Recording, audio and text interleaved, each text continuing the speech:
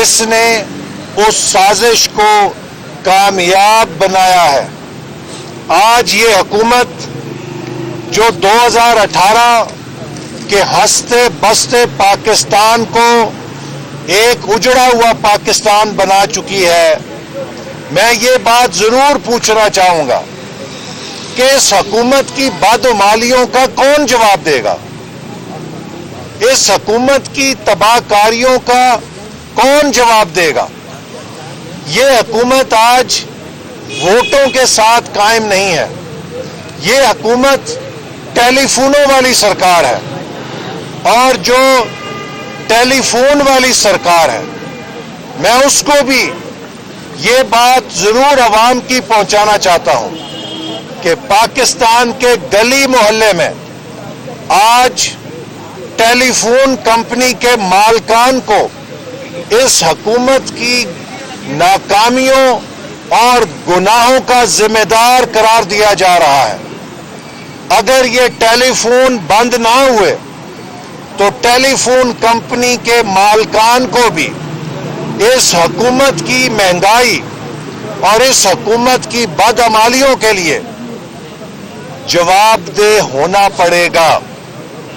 آج عمران نیازی ماضی کی حکومت کو الزام دیتے ہیں، لیکن IMF کے کہنے پر جب کرونا پیکج کی رپورٹ، آڈیٹر جنرل کی رپورٹ منظر عام پہ آئی تو پتہ لگا کہ کرونا کی امداد میں بھی 40 ارب روپے کا گھپلا کیا ہے، اور کرونا کی امداد سے یوٹیلیٹی سٹور کارپوریشن سے وہ اناج لوگوں کو دیا گیا جو کھانے کے قابل نہیں تھا۔ پاکستان کے عوام کو زہریلا اناج اس حکومت نے فراہم کر کے انسان دشمنی کا ثبوت دیا ہے، اور اب جس IMF پیکج پہ یہ دستخط کر کے آئے ہیں وہ پاکستان کی مالی خود مختاری کے سرنڈر کا ڈاکومنٹ ہے۔ That is an instrument of surrender, جس میں پاکستان کی مالی اور معاشی خود مختاری کو سرنڈر کر دیا گیا ہے۔ اب اسٹیٹ بینک IMF کو جواب دہ ہوگا، پارلیمنٹ کو جواب دہ نہیں ہوگا، اور اب پاکستان کے برادر ملکوں سے جو قرضہ لیا جا رہا ہے اس کے لیے بھی سوورن امیونٹی سرنڈر کی جا رہی ہے۔ شرمناک شرائط کے اوپر یہ پاکستان کے لیے قرضے لے رہے ہیں۔ دنیا میں پاکستان کو لافنگ سٹاک بنا دیا ہے۔ ایک ایٹمی طاقت کی اس سے بڑی رسوائی نہیں ہو سکتی کہ وہ اپنی سوورن امیونٹی کو سرنڈر کرے قرضے لینے کے لیے، وہ اپنے قومی اداروں کی خود مختاری کو سرنڈر کرے بین الاقوامی اداروں کے سامنے۔ لیکن یہ سب کچھ عمران خان کے دور حکومت میں ہو رہا ہے، اور آج فارن فنڈنگ کیس کی رپورٹ الیکشن کمیشن کو کمیٹی نے بھیج دی ہوئی ہے۔ میں الیکشن کمیشن سے مطالبہ کرتا ہوں کہ فارن فنڈنگ کیس کا فوری فیصلہ کیا جائے تاکہ پاکستان کے اوورسیز پاکستانیوں کو پتہ چلے یہ جو اوورسیز ووٹنگ کے نام پہ فراڈ کر رہا ہے ان کے اربوں روپے کی ڈونیشنز کے ساتھ اس شخصیت نے کیا فراڈ کیا ہے۔ اربوں روپے کے ڈونیشنز جو بیرون ملک مقیم پاکستانیوں نے عمران خان کو بھیجے، انہیں جعلی اکاؤنٹس کے ذریعے ذاتی کاروباروں میں لگایا گیا، ان کی رپورٹس الیکشن کمیشن کو نہیں دی گئیں، اور وہ اربوں روپے جو ہڑپ کیے گئے ہیں ان کی رسیدیں دینے سے عمران خان گریزہ ہے۔ ہم مطالبہ کرتے ہیں کہ عمران خان فارن فنڈنگ کی رسیدوں کا جواب دو، قانون کا سہارا نہ لو۔ کبھی سپریم کورٹ بھاگتے ہو، کبھی ہائی کورٹ بھاگتے ہو، کبھی الیکشن کمیشن سے التوا مانگتے ہو، قوم فورن فنڈنگ کی رسیدوں کا جواب مانگتی ہے۔ ڈاکٹر صاحب کیا کہیں گے کہ ایک طرف جو ہے آڈیوز سامنے آتی ہے تو دوسرے مریم نواز صاحبہ کی بھی آڈیوز سامنے آتی ہے، اگر دیکھا جائے تو ابو بچاؤ مہم کا جو حکومت الزامات لگاتی پیپلز پارٹی میں، دیکھیے مریم نواز، ثاقب نثار کو بچانے کے لیے حکومت جو ہے ثاقب نثار بچاؤ مہم شروع کر رکھی ہے؟ دیکھیے جو آڈیو لیکس ثاقب نثار صاحب کے حوالے سے آئی ہیں ان کا مریم نواز کی اشتہاروں کی آڈیو لیک سے کوئی مقابلہ نہیں ہے، نہ کوئی موازنہ ہے۔ پاکستان میں چیف جسٹس سپریم کورٹ صرف ایک ہوتا ہے، سیشن جج درجنوں ہوتے ہیں، ہائی کورٹ کے جج درجنوں ہوتے ہیں، سپریم کورٹ کے جج بھی درجنوں سے زیادہ ہوتے ہیں، لیکن چیف جسٹس سپریم کورٹ پورے ملک میں ایک ہوتا ہے اور وہ نظام عدل کی علامت ہوتا ہے۔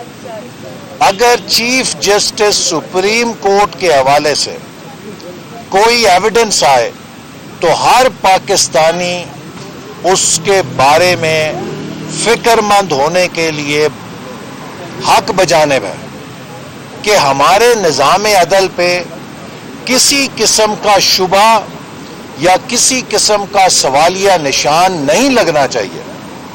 اسی لیے ہم کہتے ہیں کہ جو نواز شریف صاحب کے کیس ہیں اس میں صرف ایک آڈیو لیک نہیں ہے، عدلیہ کے ہی 4 مختلف ججوں کے حوالوں سے شہادتیں آ چکی ہیں۔ اس کیس کی غیر جانبدار اور شفاف تحقیق ہونی چاہیے تاکہ دودھ کا دودھ پانی کا پانی ہو۔ یہ بات بھی ریکارڈ پہ ہے کہ جب نواز شریف صاحب کے کیس کے ٹرائل عدالت نے سپریم کورٹ سے اجازت مانگی کہ انصاف کے تقاضوں کو پورا کرنے کے لیے انہیں کچھ مہلت اور دی جائے، تو چیف جسٹس صاحب کی طرف سے ٹرائل کورٹ کو پابند کیا گیا کہ وہ نواز شریف صاحب کے کیس کا فیصلہ 25 جولائی سے پہلے ہر قیمت پہ کریں، چاہے دن کو جاگیں چاہے رات کو جاگیں، اوور ٹائم کام کریں۔ یہ نواز شریف صاحب کا فیصلہ 25 جولائی کے الیکشن سے پہلے ہونا کیوں ضروری تھا؟ یہ کون سے قانون کی کتاب میں لکھا ہے؟ یہ وہ سرکمسٹانشل ایویڈنس ہے کہ جس سے قوم کے ذہن میں سوال پیدا ہوتے ہیں کہ 2017 میں اور 18 میں قوم کے ساتھ کیا ماجرا ہوا ہے۔ آج اس ماجرے کی قیمت 100 ارب ڈالر سے زیادہ قوم کو بھگتنا پڑی ہے۔ ثاقب نثار کا جو صادق اور امین ہے وہ 100 ارب ڈالر سے زیادہ پاکستان کا نقصان کر چکا ہے۔ یہ کیسا صادق امین تھا؟ اس کا تو ہونا یہ چاہیے تھا کہ 100 ارب ڈالر کا فائدہ ہوتا۔ 100 ارب ڈالر سے زیادہ پاکستانی معیشت کا اجاڑا کر چکا ہے یہ صادق اور امین۔ تو پھر فیصلہ تو ہونا چاہیے کہ اس اجاڑا کرنے والے کو، اس لوٹنے والے کو، اس تباہ کرنے والے کو کس بنیاد کے اوپر صادق اور امین کا سرٹیفکیٹ دیا گیا۔ سر ایک کویسچن، سر آپ نے کہا کہ جو تمام ثبوت ہیں، جو تمام تقاریر ہیں ججز کی اور یہ جو آڈیو لیکس آئی ہیں، مسلم لیگ نون انہیں بطور ثبوت ہاں آپ نے اچھا سوال کیا۔ دیکھیے مسلم لیگ نون ان کو عدالتوں میں تب پیش کرے کہ جب مسلم لیگ نون نے انہیں ریلیز کیا ہو۔ یہ مسلم لیگ نون کی ریلیز کردہ نہیں ہے، یہ تھرڈ پارٹی نے ریلیز کی ہیں اور امریکہ سے فورنسک آڈٹ کی رپورٹ کے ساتھ ریلیز کی ہیں۔